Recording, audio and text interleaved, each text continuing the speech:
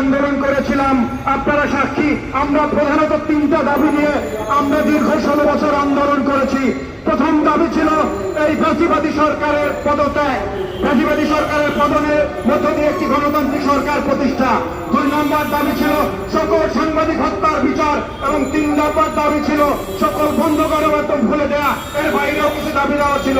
প্রিয় বন্ধুরা, আপনারা জানেন দীর্ঘ আন্দোলন এবং সংগ্রামের পরে সর্বশেষ জুলাই বিপ্লবের মধ্য দিয়ে ছাত্র জনতার রক্তের উপর দিয়ে আজকে এই ফ্যাসিবাদের বিজয় হয়েছে, ফ্যাসিবাদের পতন হয়েছে। সেই দাবি আমাদের পূরণ হয়েছে, আমাদেরও অনেক রক্ত দিয়ে।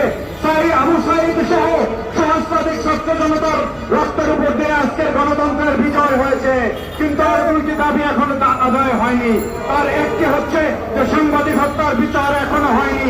আমরা এই উপদেষ্টা পরিষদের কাছে আহ্বান রাখতে চাই, অবিলম্বে সকল সাংবাদিক হত্যার বিচার